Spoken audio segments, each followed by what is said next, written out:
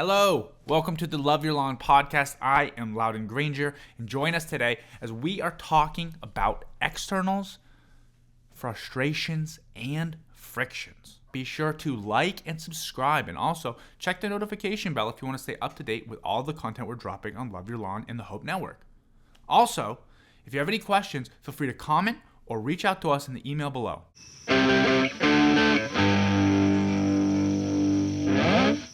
We see the world through our own eyes, okay? Through our own life's circumstances. Ever since we're young, we're slowly developing the concept of I, or me and my. And as we get older, we see the world through those lenses. This can kind of be a little bit of an illusion to us, because whenever we run into a situation where we feel like something has just happened and it's out of our control, or something is opposing us, or something is causing resistance to the flow of our lives, we feel as if there might be some kind of friction being generated. And we ask, what is friction? Okay, literally, what is friction? Friction's where energy is moving and it's wasted energy. Friction is heat caused by wasted energy, okay? So the same type of friction that we have when we run into a problem or something, or someone who we're not agreeing with, okay, and it causes some type of friction, that's actually energy not being used efficiently and properly. It's wasted energy, okay? And that source of friction, where we say, oh, that person is really ticking me off today, they're really getting under my skin, it's them. Actually, the source of the friction is not the externals. Okay? It is actually how your mind, your own life circumstances, has formulated this assumption and has basically labeled it to them. Okay? So from your perspective, from your eyes, your eye, you see them as the friction. They are the problem. However, it is all within your own mind. Someone can't frustrate you. Work cannot overwhelm you. These are external objects, and they have no access into your mind. Those emotions you feel, as real as they are, come from inside and not outside. And that was from author Ryan Holiday. So, as real as these emotions are, how do we live with them? How do we still conduct ourselves with them? You need to turn this frustration into something else. And now flip it completely upside down. Turn this frustration into fascination. Okay? Something that you used to view as a barrier, now you just can't get it out of your head for the right reasons, because it fascinates you. That's what you need to do. You're taking the problem, you're flipping it completely over, and you're looking at it not as a barrier of resistance. Instead, you're looking at it as a puzzle. Something to solve, something to tinker with, something to be fascinated with. Doing this, believe it or not, it is easier said than done, okay? This is not just flip it off overnight and now you've got this all figured out. This is a challenge, okay? And it's an ongoing challenge. And it takes some self-awareness first. It's immediate. You have to be aware of the problem, okay? You have to be aware of this pattern in your behavior. If you view everything as resistance or friction, and then you leave it at that and label it at that and only keep it at that, and you're not even aware of it, then that is going to be very hard to overcome. But once you are aware, you can start making the changes, okay? When you're viewing someone else as the problem or the friction, you need to be socially aware too. Because just like we see the world through our point of view, they do as well. And they are not the enemy. That's just their life circumstances, and that's why they're taking that. So there might be a little bit of miscommunication or misunderstanding between the two of you, but they are not the enemy. Okay? Once you know both of these things and you have the awareness checked off, now you can operate. Now you can manage yourself. Okay? You know they're not the enemy. You know you're not the enemy. You can start to manage your emotions and actions and thoughts around this fascination or around this frustration and turn it into a fascination. Take this problem, make it a puzzle. You can operate now. And by doing this, you will strengthen your relationship skills. by connecting with someone more effectively. Connecting with the external, whether it be work, whether it be another person, a parent, or a friend. You're connecting them with them more efficiently, and you're really working on another core human skill of relationship skill building, which is very important, core human skill. All right, but it starts with being aware. So first of all, bring your awareness to this problem and give yourself a little bit of grace as you day in and day out work with this reorienting of the problem in the puzzle. Have you ever been frustrated, and have you ever felt that there was a time where you had experienced or encountered some resistance or some type of friction in your own life?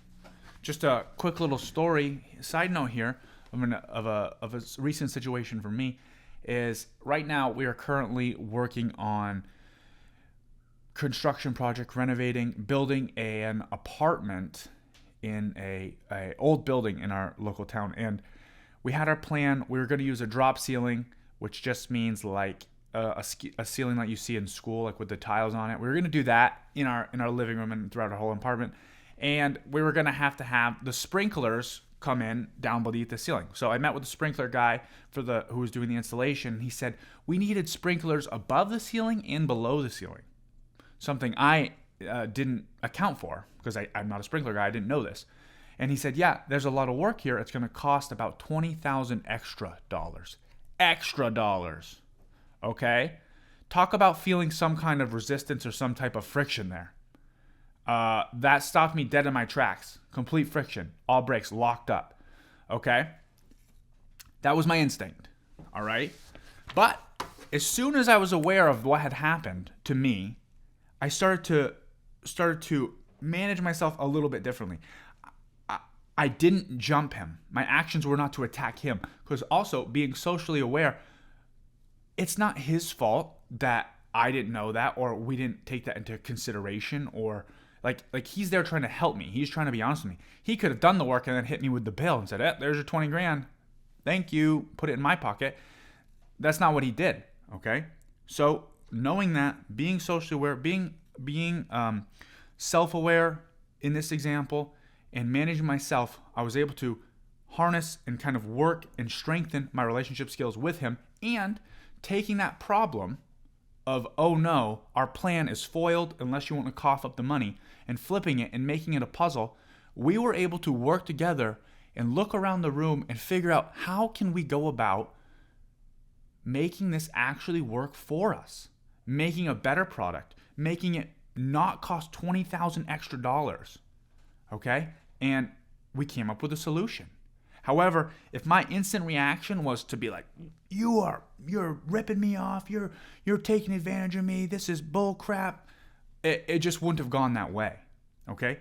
So that's just a little something in my life that has happened recently that kind of fits in with this lesson. And trust me, it's not easy to do. And there are many times where I even miss the initial signals. But like I said, have a little grace with yourself and always try to shoot for this if you can, because it is everywhere. Problems, friction, fascination, this is all everywhere. It's just about recognizing it first and then acting accordingly.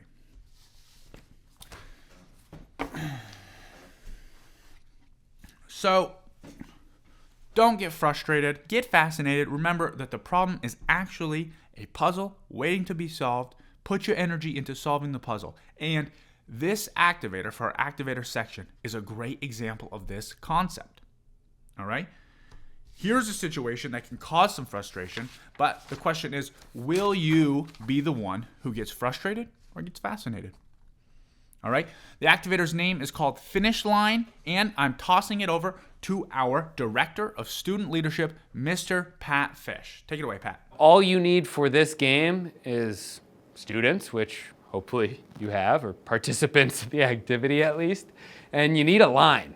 A clear-cut line somewhere, whether it's the end of the rug, whether it's a marking on the floor, whether it's masking tape, you need a straight line. Your job as the person that's the main kind of referee for this game is to simply sit on that line in a chair. I like to use a phone for this. If You want to limit the argument because you can always pull back the video and say nope. And I just tell the students, look, I'm going to delete this at the very end. This is just meant for instant replay purposes. Usually they'll understand that. But if not, you can always just use visual representation and say, nope, you didn't get it. Nope, you didn't get it. But if you want to call back on something, I think it's a neat idea to use, whether it's a Chromebook, whether it's a video camera, or if you just want to use a phone. I think it adds to the activity because if there's any arguments, they can go back and look. Now, all you're doing is teaming up groups into 4, maybe 5. 3 starts to get a little bit small. It becomes especially easy as 2 and 3. So I like to do like a 4, 5, maybe 3. You're trying to get that group to cross the finish line at the same time. And you just rotate through groups. The faster you play it, the less you allow for like deep conversations. You just say, talk about it while you're in line. You're going to get a couple of times to go. You're just rotating through. In the process, you can have some conversations. That's when you can plan with your team. But what you're doing is you're all coming up to the line at the same time. If I have 3 other partners, 2 right here, 2 right here, we might walk the first time and try and jump over the line. The next time we might say, okay, we're all going to stick our foot across at the same time. But what you'll find is if you actually set a camera on that line and pay attention to it, even if they're all planning on putting their foot across the line, sometimes it goes at a slightly different time. Sometimes somebody's waiting on the line with their foot across it already. Sometimes a hand might reach past. Somebody might look down to see that they're all, and they just start to cross the line in front of each other, in front of each other, in front of each other. And eventually, a team figures it out. And it's usually pretty simple. As long as you stack up your fingers, your hands, perfectly on top of each other as a group. Doesn't matter how many people you add, as long as it is completely even and you all go across at the same exact time, then you've won the activity. So it's really just a one-time activator. It's not like you can do this over and over and over again. But for that one-time challenge, just like a one-time icebreaker activity where there's a puzzle to solve or a riddle to solve, it can be a whole lot of fun for the group to try and discover what the secret to this challenge is. How do they all cross the finish line at the exact same time, working together? I think that got it. That's smart. If you or a friend want to send us an activator that you came up with for a chance to be featured on this show and perhaps have kids all around America play it, then be sure to send us a video of you playing your activator and explaining how your activator works to the email in the description below, and you might see yours on an episode of Love Your Lawn. All right, now that we have completed the activator, we can get into our circle weaving portion of the show, and today's topic is choosing your talking piece, okay? Remember that there's no talking without the talking piece. So you having a circle with you need a talking piece, and you ask yourself, how do I choose a talking piece? How do I choose a talking piece? So we have a neat little acronym and phrase that we like to use to help kind of figure out which talking pieces to use and advise people on their journey. And it is called Just Ask the Moms. MOMS. Moms. This is the acronym. The first M, it stands for make it meaningful. Make it something that is special to you. And then share why it is special. Tell everyone, oh, this is special to me. And treat it like it's special to me. Even when you have it. I'm trusting you to be okay with this in your hand. Don't break it for me. It's special to me. Okay? It's actually a bit of vulnerability. You're giving a little piece of your heart to these people as you pass this around. So it's a very meaningful, special thing. The O in mom is make it original, okay? You can literally create your own if you want to. Pat Fish was doing a bunch of circles with a group of students, and they decided that when we're all together, we're going to use our own talking piece that we literally crafted, like arts and crafts with like rocks and pipe cleaners and stuff, and they literally made it their own. So you can do that with your group if you would like to as well. The second M for mom is make it malleable.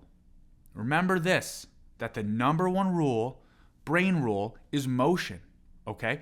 So having some movement in your talking piece, something that someone can kind of fidget with, can kind of rub, textures, very soothing. They definitely calm people down. It almost acts as kind of like a sensory kind of capacity in a way. So it's very good for sharing. And if you think about this, a lot of people nowadays, they will purposefully take out their phones and kind of hide from social interaction. They're doing the same thing, except they're not sharing. What we're trying to do is we're kind of trying to harness this motion and making our talking pieces a bit malleable as well. So we can kind of share and also feel safe in our own world by kind of fidgeting and playing with something tactilely in our own hands as well. Okay? And the S of moms, probably one of the most important parts of this acronym is how can you take this special, original, hopefully malleable talking piece and how can you start to craft and lead people into your first question? How do you start a dialogue with this? Okay? So that's what asking the moms stands for, make it meaningful, original, malleable, and start a story off with it. Begin to start to craft some questions around this talking piece. For example, today I have a little tiny tractor here. This is my little talking piece, okay? I was born in Vermont. My grandfather lived in Vermont his whole entire life. He's French. He lived on a farm, and he used to always love tractors, antique tractors. He used to love them. And he used to go to tractor shows, and he bought me a little tractor for Christmas one time that I used to actually be able to ride around on. He loved tractors. He was a farmer lived on a farm for birth, him and his brothers and stuff. And even his last name, Granger, aka my last name, Granger, this was my dad's dad, in French translates to farmer. So it was through and through. He was a farmer, and he loved tractors, loved equipment. So this little John Deere tractor reminds me of my grandfather. Although it's a little lawnmower, it does remind me of my grandfather, a little farmer, tending the lawn, tending the fields and stuff. Okay? So how can I weave this into a story? Well, or my first question. Well, first of all, one of my first memories of my life was me sitting on the floor with a hammer, and I was hammering cardboard, like invisible nails, like pretending to be a carpenter. My grandfather also was a carpenter too. Hammering these into this piece of cardboard, okay? And I'm holding this hammer, hammering it as a little child, and I bring the hammer back, and I put the two hooks on the back of a hammer right into my forehead. And I started crying. And at this moment, my memory turned on. This was like my first memory as a human. And in comes my grandfather running towards me. And he's the first one one's there to console me. So this same grandfather who reminds me of tractors also happened to be my first memory as a human being. And I would just love to know in my circle, what is your first memory as a human being? It can be anything, first memory of a human being. So in this example, I've just taken something with my talking piece, my grandfather, and I've related it to a memory of mine, and now I've posed the question to everyone else. And now, once I pass this special, meaningful talking piece to me around, I'm going to sit there and start to take note of all the first memories and start to do my job as the weaver. But in terms of talking piece and how do you select your own talking piece, this is how we do it. We just ask the moms, making it meaningful, original, malleable, and starting a story or a series of questions off with it. Okay? And that closes the circle for us today. And in other news, the Georgia Elementary and Middle School in Vermont has just completed their first BRAVE program. Round of applause to them, okay? For those who don't know, the BRAVE program is a 6-week program taking older kids and pairing them up with younger kids. So this 6-week program, 7th and 8th graders from Georgia went down to the 2nd grade classrooms for 6 weeks in a row, and they were working on bully drills and practicing life-saving human skills. Okay? Now imagine yourself, a 7th, 8th grader, having to go take responsibility for these 2nd graders. It can be intimidating. It can feel a little bit scary. And guess what? It can also be pretty frustrating because these kids are stoked. These kids are so happy to see you. They're kind of going off the walls. I mean, the Super Bowl was around this time too. So that was on their week 5. The Eagles had just won the Super Bowl. So people were losing their minds. The kids were very excited. A substitute teacher was in.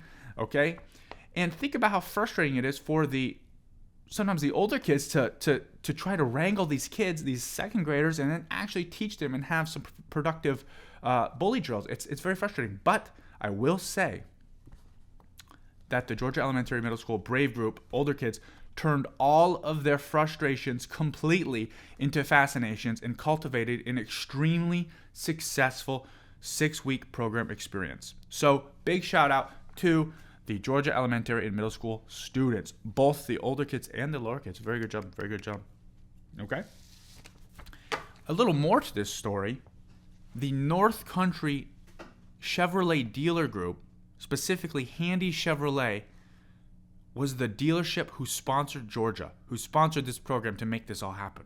So this story was possible only because the local dealership was beginning to give back to the community and get us sweethearts and heroes into this Georgia school. So big shout out for them. Thank you very much for sponsoring us to make this type of work possible. If you want to share some of the wonderful news happening at your school with students all across America, be sure to send us an email to the address in the description below, and you might be featured on our show.